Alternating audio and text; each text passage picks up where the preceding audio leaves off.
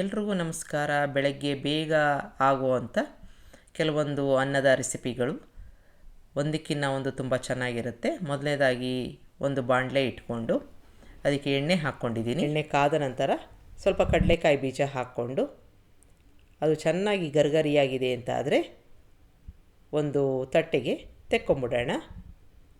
ಹೀಗಾಗಿದೆ, ತೆಕ್ಕೋತಾ ಇದ್ದೀನಿ.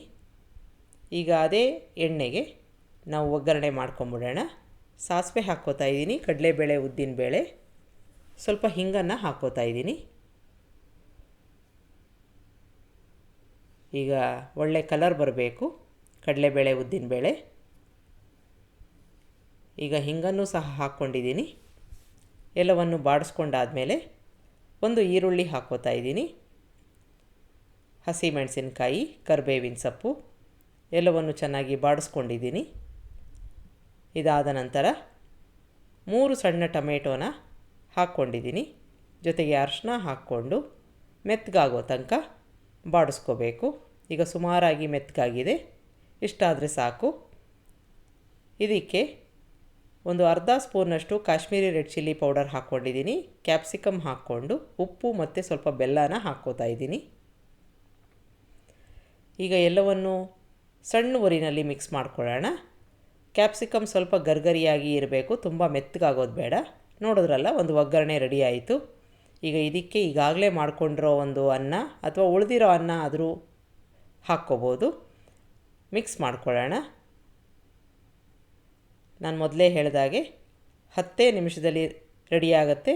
ಲಂಚ್ ಬಾಕ್ಸ್ಗೆ ಬೇಗ ಬೇಕು ಅಂತ ಅನಿಸಿದ್ರೆ ಅಥವಾ ದಿಢೀರ್ ಅಂತ ಏನಾರು ಮಾಡ್ಕೋಬೇಕು ಅಂತ ಅನಿಸಿದ್ರೆ ಮಾಡ್ಕೋಬೋದು. ಕೊತ್ತಂಬರಿ ಸೊಪ್ಪು ಮತ್ತು ಕಡಲೆಕಾಯಿ ಬೀಜ ಹಾಕ್ಕೊಂಡು ಮಿಕ್ಸ್ ಮಾಡ್ಕೋತಾ ಇದ್ದೀನಿ. ಈಗ ನಮ್ಮ ಕ್ಯಾಪ್ಸಿಕಮ್ ಮತ್ತು ಟೊಮೆಟೊ ಒಂದು ಅನ್ನ ರೆಡಿಯಾಯಿತು. ಇದನ್ನು ಯಾವುದಾದ್ರೂ ಒಂದು ರಾಯ್ತದ ಜೊತೆಗೆ ನೀವು ಸರ್ವ್ ಮಾಡ್ಬೋದು. ರಾಯ್ತ ಇಲ್ಲದೇನೂ ಅಷ್ಟೇ ರುಚಿಯಾಗಿ ಇರುತ್ತೆ. 10 ನಿಮಿಷದಲ್ಲಿ ತಯಾರಾಗೋ ಅಂಥ ಒಂದು ದಿಢೀರಂಥ ಒಂದು ರೈಸು ಬಾತು ಒಂದು ಸಲ ಮಾಡಿ ನೋಡಿ.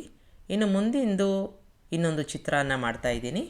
ಈರುಳ್ಳಿ ಬೆಳ್ಳುಳ್ಳಿ ಹಾಕಿಲ್ಲ, ತುಂಬ ರುಚಿಯಾಗಿರೋ ಅಂಥದ್ದು, ಲಂಚ್ ಬಾಕ್ಸ್ಗೆ ಹೇಳಿ ಮಾಡಿಸಿರೋ ಅಂಥ ಒಂದು ಚಿತ್ರಾನ್ನ, ವೀಳ್ಯದೆಲೆಯಿಂದ ಮಾಡಿರೋದು.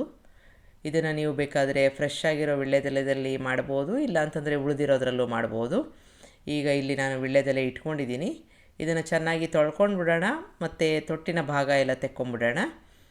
ಈ ರೀತಿಯಾಗಿ ಒಂದು ವೀಳ್ಯದೆಲೆನ ತಗೊಂಡು ಈಗ ಇದನ್ನು ಚೆನ್ನಾಗಿ ತೊಳ್ಕೊಂಡು ನಂತರ ಇದನ್ನು ಮಿಕ್ಸಿ ಜಾರ್ಗೆ ಹಾಕ್ಕೋತಾ ಇದ್ದೀನಿ.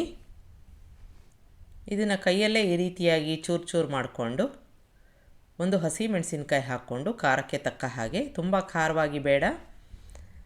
ಇದನ್ನು ನೀರು ಹಾಕ್ಕೊಳ್ಳದೆ ಮಿಕ್ಸಿ ಮಾಡ್ಕೋಬೇಕು. ಒಂದೇ ಒಂದು ಹಸಿಮೆಣಸಿನ್ಕಾಯಿ ಹಾಕ್ಕೊಂಡಿದ್ದೀನಿ. ನಿಮಗೆ ಜಾಸ್ತಿ ಬೇಕು ಅಂತಂದರೆ ಹಾಕ್ಕೋಬೋದು.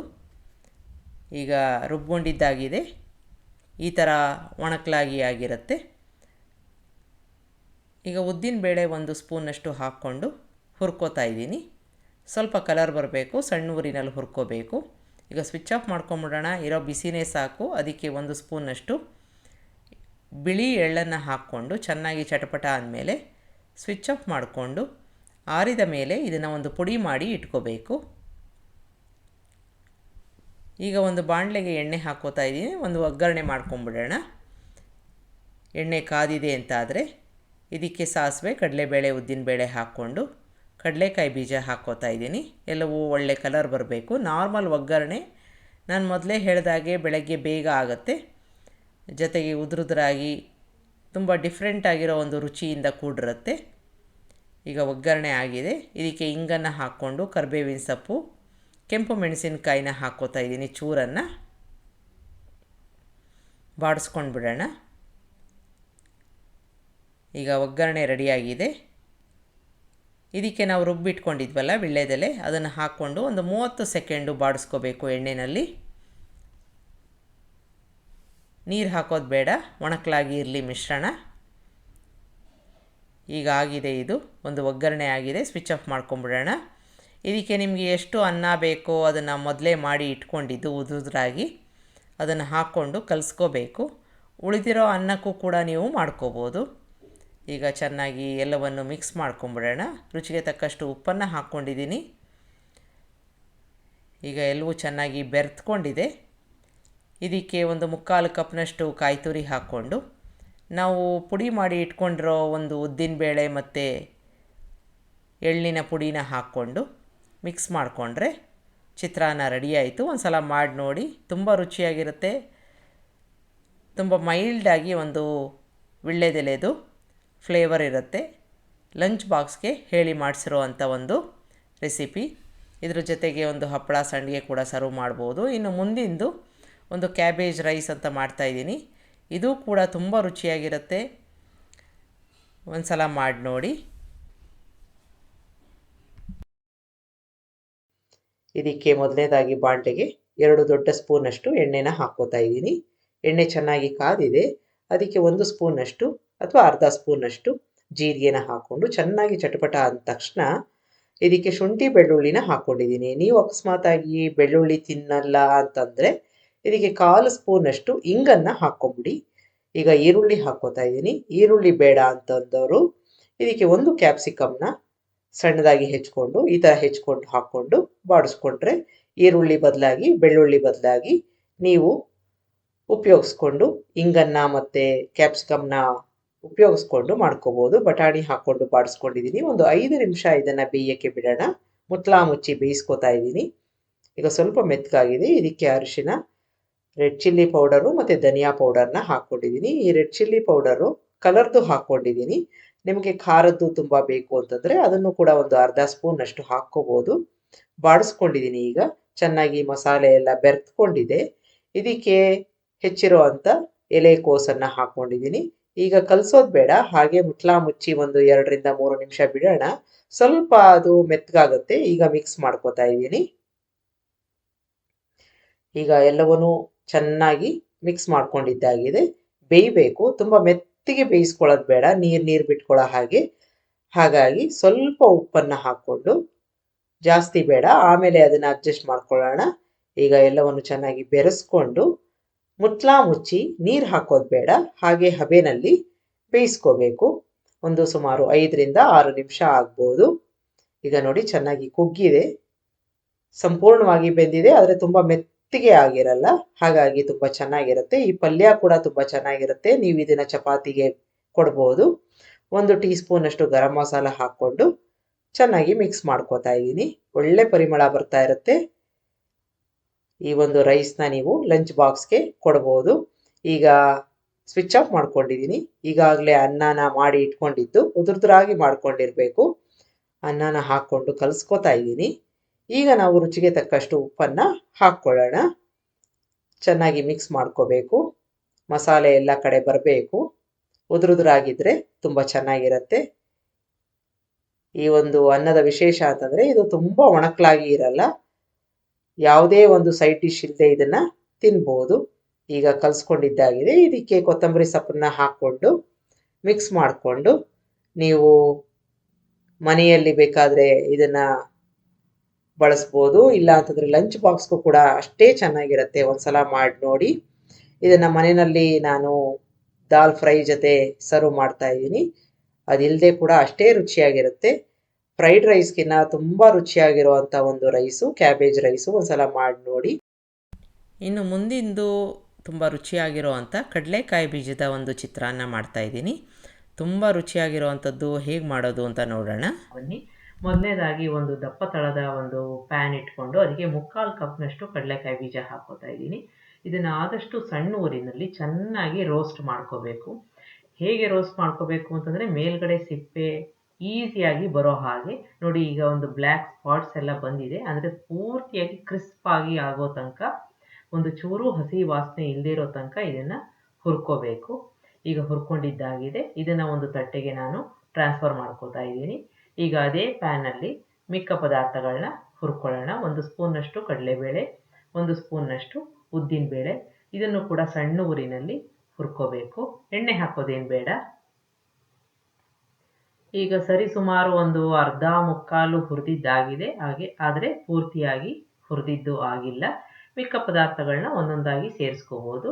ಈಗ ಮೆಣಸಿನ್ಕಾಯಿ ಹಾಕ್ಕೋತಾ ಇದ್ದೀನಿ. ಬ್ಯಾಡಗಿ ಮತ್ತು ಗುಂಟೂರು ಎರಡೂ. ನಿಮಗೆ ಖಾರ ಎಷ್ಟು ಬೇಕೋ ಅಷ್ಟು ನೋಡಿಕೊಂಡು ಹಾಕ್ಕೋಬೇಕು. ನಾನಿಲ್ಲಿ ಸುಮಾರಾಗಿ ಒಂದು 2 ಹಾಕ್ಕೊಂಡಿದ್ದೀನಿ. 2 ಬ್ಯಾಡಗಿ ಮತ್ತು 2 ಗುಂಟೂರು. ಈಗ ನೋಡಿ ಕಲರ್ ಚೇಂಜ್ ಆಗಿದೆ, ಆಗ್ತಾ ಇದೆ ಎಲ್ಲ.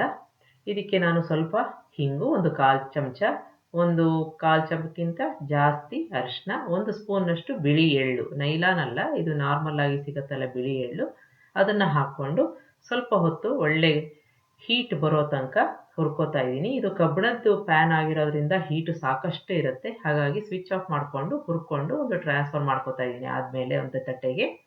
ಈಗ ಅದೇ ಪ್ಯಾನ್ಗೆ ನಾನು ಎಣ್ಣೆ ಹಾಕ್ಕೊಂಡು ಒಂದು ಒಗ್ಗರಣೆ ಮಾಡ್ಕೋತಾ ಇದ್ದೀನಿ. ಸ್ವಲ್ಪ ಸಾಸಿವೆ ಚೆನ್ನಾಗಿ ಚಟಪಟ ಆದಮೇಲೆ ಸ್ವಲ್ಪ ಹಿಂಗು, ಹುರಿಬೇಕಾದ್ರೂ ನಾವು ಹಾಕ್ಕೊಂಡಿದ್ವಿ, ಇಲ್ಲೂ ಸ್ವಲ್ಪ ಹಾಕ್ಕೋತಾ ಇದ್ದೀನಿ. ಜೊತೆಗೆ 2 ಒಣಮೆಣಸಿನ್ಕಾಯಿ, ಸ್ವಲ್ಪ ಕರಿಬೇವಿನ ಎಲೆಗಳು, ಸುಮಾರು ಒಂದು 8-10 ಚೆನ್ನಾಗಿ ಎಣ್ಣೆಯಲ್ಲಿ ಬಾಡಿಸ್ಕೊಂಡು ಇದಕ್ಕೆ ಸ್ವಲ್ಪ ಗೋಡಂಬಿ ಹಾಕ್ಕೋತಾ ಇದ್ದೀನಿ. ನಾರ್ಮಲ್ ಆಗಿ ಚಿತ್ರಾನ್ನ ಅಂದರೆ ಕಡಲೆಕಾಯಿ ಬೀಜ ಹಾಕ್ತಾರೆ, ಕಡಲೆಕಾಯಿ ಬೀಜ ಪುಡಿ ಆಗೋಗಿದೆ ಇಲ್ಲಿ, ಹಾಗಾಗಿ ನಾನು ಗೋಡಂಬಿ ಹಾಕ್ಕೋತಾ ಇದ್ದೀನಿ. ಇದು ಆಪ್ಷನಲ್ಲು, ಬೇಡದೆ ಹೋದರೆ ಸ್ಕಿಪ್ ಮಾಡ್ಬೋದು. ಈಗ ಸ್ವಲ್ಪ ಅರಿಶಿನ, ಮೊದಲೇ ಅರಿಶಿನ ಹಾಕಿದ್ವಿ, ಆದರೂ ಎಣ್ಣೆಗೆ ಸ್ವಲ್ಪ ಒಳ್ಳೆ ಕಲರ್ ಬರೋಕ್ಕೆ ಅರಿಶಿನ ಹಾಕ್ಕೋತಾ ಇದ್ದೀನಿ. ಸ್ವಿಚ್ ಆಫ್ ಮಾಡಿಕೊಂಡು ನಾವು ಈಗ ಮಿಕ್ಸಿ ಮಾಡ್ಕೊಳ್ಳೋಣ. ಮೊದಲು ಎಲ್ಲ ಮೆಣಸಿನ್ಕಾಯಿ ಮತ್ತು ಉದ್ದಿನಬೇಳೆ ಕಡಲೆಬೇಳೆನೆಲ್ಲ ಒಳ್ಳೆ ಪೌಡರ್ ಮಾಡಿಕೊಂಡು ಒಂದು ತಟ್ಟೆಗೆ ಹಾಕ್ಕೋಬೇಕು. ಈಗ ಕಡಲೆಕಾಯಿ ಬೀಜ ನಾನು ಸಿಪ್ಪೆ ತೆಗೆದಿಲ್ಲ, ನೀವು ಬೇಕಾದರೆ ತೆಕ್ಕೋಬೋದು. ಇದನ್ನು ಸ್ವಲ್ಪ ದಪ್ಪ ರವೆ ರೀತಿಯಲ್ಲಿ ಮಿಕ್ಸಿ ಮಾಡ್ಕೋಬೇಕು. ಒಂದು 10 ಸೆಕೆಂಡು ನಾವು ಈ ಥರ ಪುಡಿ ಮಾಡ್ಕೊಂಡು ನೋಡ್ಕೋಬೇಕು. ಈಗ ಅನ್ನ ಈಗಾಗಲೇ ಮಾಡಿಟ್ಕೊಂಡಿದ್ದೀನಿ ಉದುರಾಗಿ. ಮೊದಲನೇದಾಗಿ ನಾವು ಹುರ್ಕೊಂಡಿದ್ದ ಮಸಾಲೆ ಪುಡಿ, ಈಗ ಕಡಲೆಕಾಯಿ ಬೀಜದ ಪುಡಿ, ಜೊತೆಗೆ ನಾವು ಮಾಡ್ಕೊಂಡಿದ್ದ ಒಗ್ಗರಣೆ, ರುಚಿಗೆ ತಕ್ಕಷ್ಟು ಉಪ್ಪು ಹಾಕ್ಕೊಂಡು ಚೆನ್ನಾಗಿ ಕಲಿಸ್ಕೋಬೇಕು. ಅನ್ನ ಆದಷ್ಟು ಉದುರಾಗಿದ್ದರೆ ತುಂಬ ಚೆನ್ನಾಗಿರುತ್ತೆ. ಈಗ ಚೆನ್ನಾಗಿ ಮಿಕ್ಸ್ ಮಾಡ್ಕೊಳ್ಳೋಣ, ಒಳ್ಳೆ ಕಲರ್ ಬರುತ್ತೆ ಇದು. ಈಗ ಎಲ್ಲ ಚೆನ್ನಾಗಿ ಮಿಕ್ಸ್ ಆಗಿದೆ ನೋಡಿ, ಈ ಥರ ಉದುರಾಗಿರಬೇಕು. ಒಂದ್ಸಲ ಮಾಡಿ ನೋಡಿ. ಇನ್ನು ಮುಂದಿಂದು ತುಂಬಾ ರುಚಿಯಾಗಿರೋ ಅಂಥದ್ದು ಮತ್ತು ಆರೋಗ್ಯಕರವಾದ ಕರಿಬೇವು ಚಿತ್ರಾನ್ನ ಮಾಡ್ತಾಯಿದ್ದೀನಿ.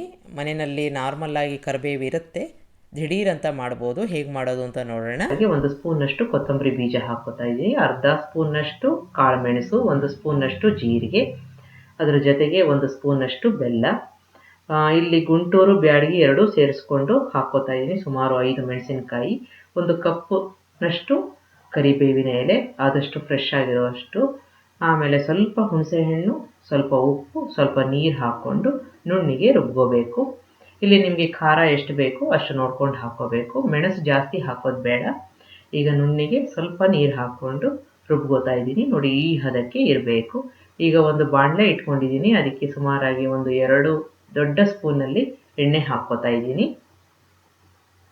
ಎಣ್ಣೆ ಕಾದ ನಂತರ ಸ್ವಲ್ಪ ಸಾಸಿವೆ, ಕಡಲೆಬೇಳೆ ಮತ್ತು ಉದ್ದಿನಬೇಳೆ 1 ಸ್ಪೂನಷ್ಟು ಚೆನ್ನಾಗಿ ಅದನ್ನು ಎಣ್ಣೆಯಲ್ಲಿ ಬಾಡಿಸ್ಕೋಬೇಕು.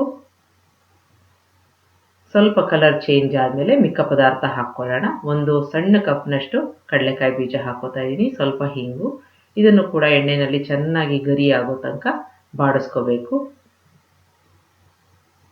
ಈಗ ಆಗಿದೆ ಇದು. ಇದಕ್ಕೆ 2 ಒಣಮೆಣಸಿನ್ಕಾಯಿ ಹಾಕ್ಕೋತಾ ಇದ್ದೀನಿ. ಈಗ ನಾವು ರುಬ್ಕೊಂಡಿದ್ವಲ್ಲ ಪೇಸ್ಟು ಕರಿಬೇವಿಂದು, ಅದನ್ನು ಹಾಕ್ಕೋತಾ ಇದ್ದೀನಿ. ಚೆನ್ನಾಗಿ ಎಣ್ಣೆಯಲ್ಲಿ ಬಾಡಿಸ್ಕೋಬೇಕು, ಪೂರ್ತಿ ಸೈಡೆಲ್ಲ ಬಿಟ್ಟು ಬರೋ ತನಕ, ಎಣ್ಣೆ ರಿಲೀಸ್ ಆಗೋ ತನಕ ಬಾಡಿಸ್ಕೋಬೇಕು. ನೀರಿನ ಅಂಶ ಎಲ್ಲ ಹೋಗುತ್ತೆ ಚೆನ್ನಾಗಿ. ಇದು ಸುಮಾರು ಒಂದು 5-6 ನಿಮಿಷ ಈ ಥರ ಆಗ್ಬೋದು ನೋಡಿ. ಈ ಥರ ಡ್ರೈ ಆಗಿ ಬರುತ್ತೆ, ನೀರಿನ ಅಂಶ ಎಲ್ಲ ಹೋಗಿದೆ. ಇದಕ್ಕೆ ಬೇಯಿಸ್ಕೊಂಡಿರೋ ಅಂಥ ಬಟಾಣಿ 1 ಕಪ್ನಷ್ಟು ಹಾಕ್ಕೋತಾ ಇದ್ದೀನಿ, ರುಚಿಗೆ ತಕ್ಕಷ್ಟು ಉಪ್ಪು ಹಾಕ್ಕೋತಾ ಇದ್ದೀನಿ. ನಾವು ರುಬ್ಬೇಕಾದ್ರೆ ಉಪ್ಪು ಹಾಕ್ಕೊಂಡಿದ್ವಿ, ಹಾಗಾಗಿ ನೋಡಿಕೊಂಡು ಹಾಕ್ಕೋಬೇಕು. ಈಗ ನೋಡಿ ಪೂರ್ತಿಯಾಗಿ ಈ ಥರ ಗೊಜ್ಜು ಬರ್ತಾ ಇದೆ. ಈಗಾಗಲೇ ಅನ್ನನ ಮಾಡಿಕೊಂಡು ಇಟ್ಕೊಂಡಿರಬೇಕು, ಅದಕ್ಕೆ ಈ ಗೊಜ್ಜನ್ನ ಹಾಕ್ಕೊಂಡು ಕಲಿಸ್ಕೋಬೇಕು. ನಾನು ಮೊದಲೇ ಹೇಳಿದಾಗೆ ಇದು ದಿಢೀರಾಗಿ ಆಗುವಂಥದ್ದು, ತುಂಬ ಚೆನ್ನಾಗಿರುತ್ತೆ, ರುಚಿ ಕೂಡ. ಒಂದ್ಸಲ ಮಾಡಿ ನೋಡಿ. ಈಗ ಚೆನ್ನಾಗಿ ಕಲಿಸ್ಕೊಂಡಾಗಿದೆ, ಈ ಥರ ಉದುರಾಗಿದ್ದರೆ ತುಂಬ ಚೆನ್ನಾಗಿರುತ್ತೆ. ಈಗ ಸುಮಾರಾಗಿ 1 ಸಣ್ಣ ಕಪ್ನಷ್ಟು ಕಾಯಿ ತುರಿನ ಕೊನೆಯಲ್ಲಿ ಹಾಕ್ಕೊಂಡು ಚೆನ್ನಾಗಿ ಮಿಕ್ಸ್ ಮಾಡಿ ಹಪ್ಪಳದ ಜೊತೆ, ಸಂಡಿಗೆ ಜೊತೆ, ಇಲ್ಲ ರಾಯ್ತದ ಜೊತೆ ಸರ್ವ್ ಮಾಡಿ. ನಿಮಗೆ ಈ ರೆಸಿಪಿ ಇಷ್ಟ ಆದಲ್ಲಿ ಲೈಕ್ ಮಾಡಿ, ಶೇರ್ ಮಾಡಿ, ಕಮೆಂಟ್ ಮಾಡಿ. ನನ್ನ ಚಾನಲ್ಗೆ ಸಬ್ಸ್ಕ್ರೈಬ್ ಮಾಡಿ. ನಮಸ್ಕಾರ.